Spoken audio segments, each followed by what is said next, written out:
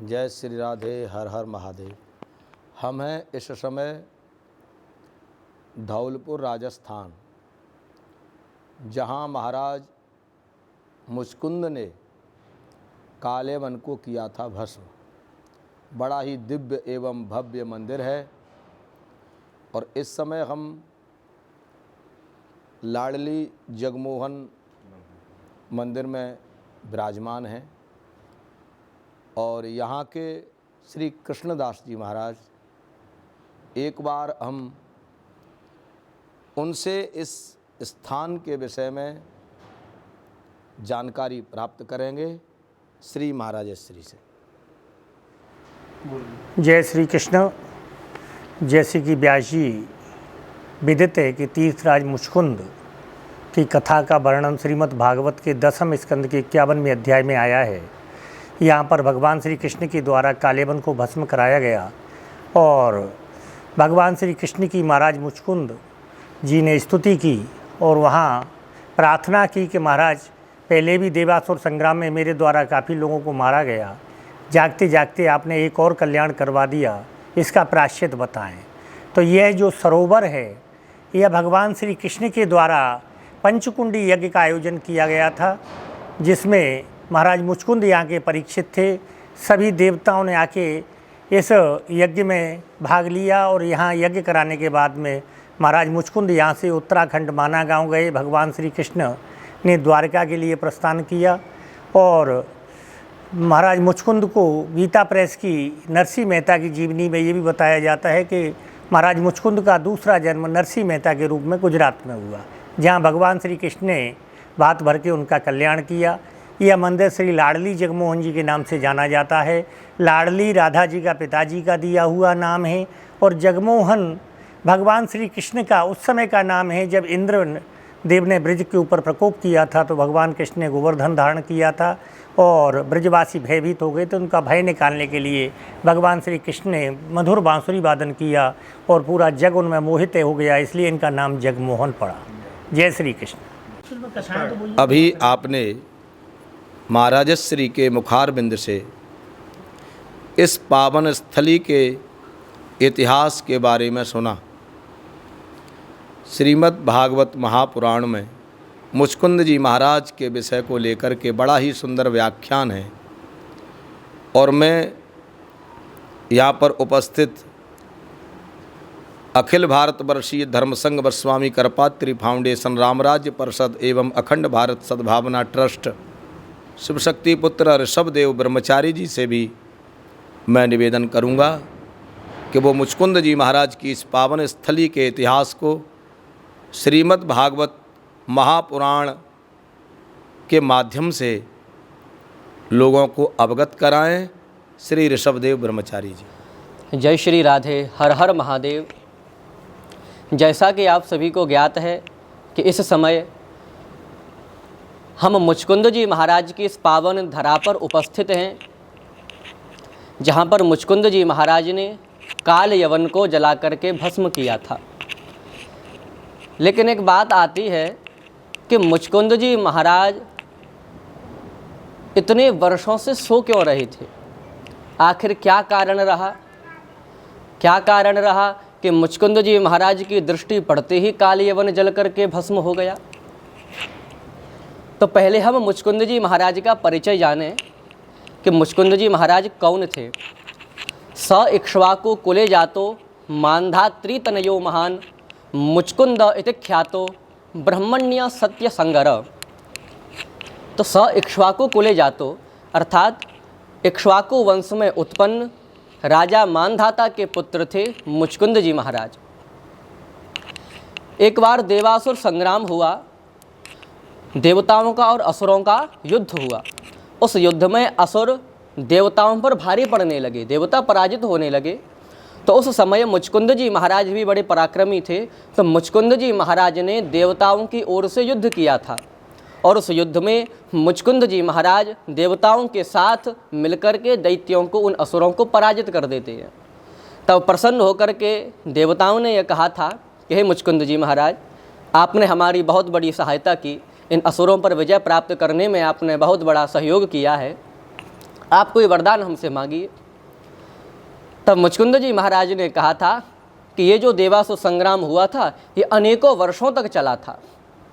इसीलिए मुचकुंद जी महाराज ने कहा कि अनेकों वर्षों से लगातार युद्ध करने के कारण मैं सो नहीं पाया हूँ, इसलिए मुझे बस यही वरदान दे दो कि अब मैं अपनी निद्रा पूरी करना चाहता हूँ और मुझे जो भी कोई जगाए वो मेरी दृष्टि पड़ते ही जल करके भस्म हो जाए। अब मुचकुंद जी महाराज को यह वरदान मिल गया।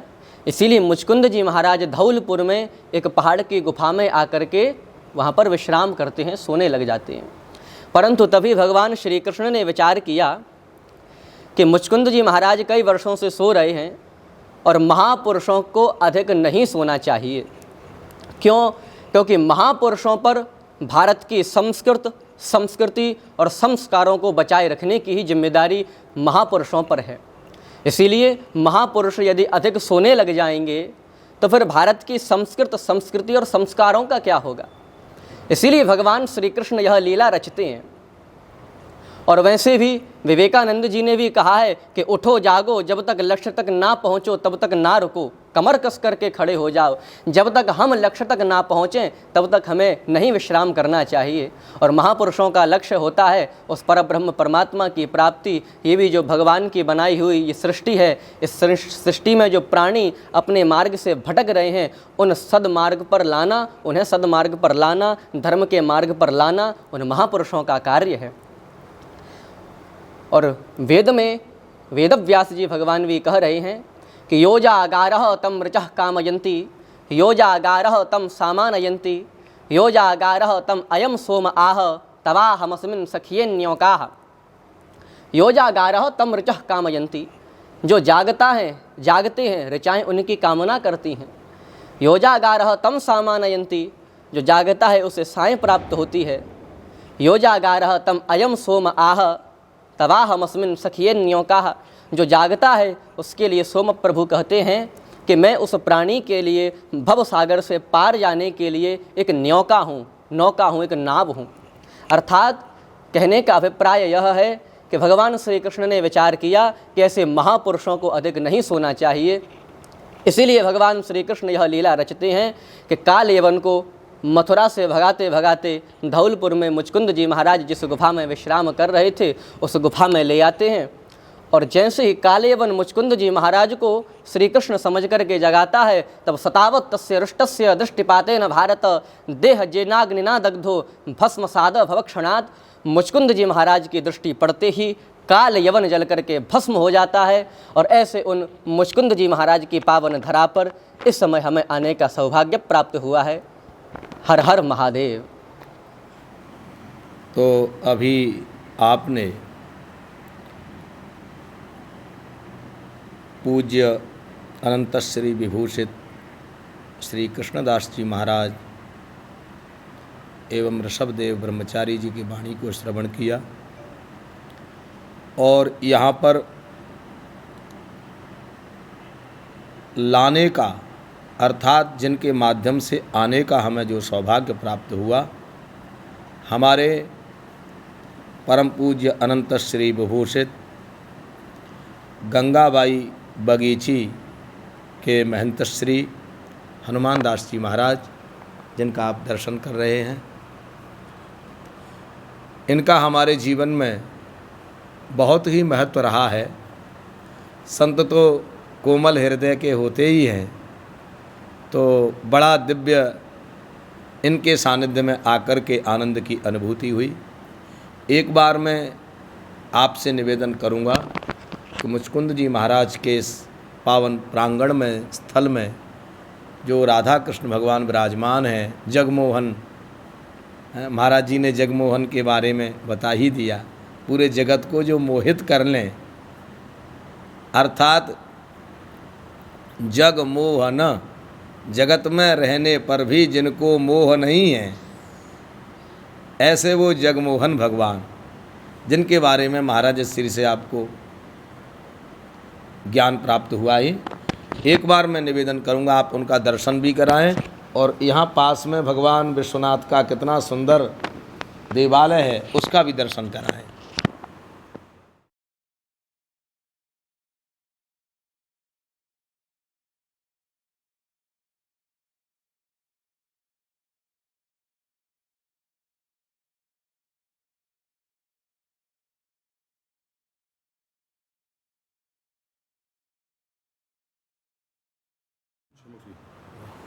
ये महादेव का पंचमुखी स्वरूप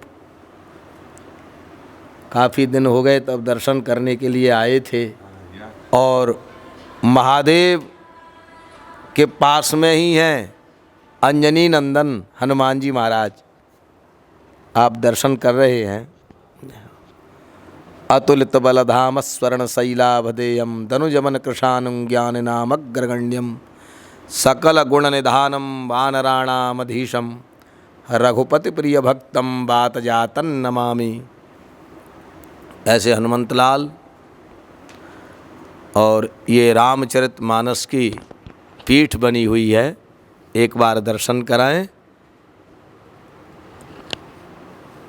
यहाँ रामचरितमानस का पारायण होता है, और इसके आगे ही कुंड है जिसमें जल है। हमारी और आपकी दृष्टि में जल है, लेकिन पूज्यपाद धर्म सम्राट स्वामी श्री करपात्री जी महाराज जब ब्रह्म की व्याख्या करते थे तब वो कहते थे साकार ब्रह्म, निराकार ब्रह्म और निराकार ब्रह्म। नीर इव आकारो यस्य सह निराकारः। नीर जल के रूप में जो ब्रह्म है, तो जल साक्षात ब्रह्म है। और जिस तीर्थ में चाहे कुंड हो या नदी हो, वो उस तीर्थ का साक्षी होता है। तीर्थ कितना भी श्रेष्ठ हो और कितना भी प्रसिद्ध हो, लेकिन वहाँ कुंड ना हो, नदी ना हो, जल का स्रोत ना हो, तो तीर्थ की मान्यता तो है ही, लेकिन वो आनंद नहीं रहता है जो एक वर्णन किया गया है। कुंड के बिना, कुंड में जल के बिना तीर्थ का महत्व कुछ कम ही हो जाता है। लेकिन मुचकुंद जी महाराज, जहाँ पर दिव्य देवालय, भगवान महादेव का मंदिर, हनुमान जी, जगमोहन भगवान, और सामने बिल्कुल कुंड जिसमें नीर के रूप में साक्षात ब्रह्म विद्यमान है, ऐसा ये पावन प्रांगण है। और इसके इतिहास के बारे में आप श्रवण कर ही चुके हैं। अगर आप चाहें तो एक बार उस कुंड का दर्शन करा दें।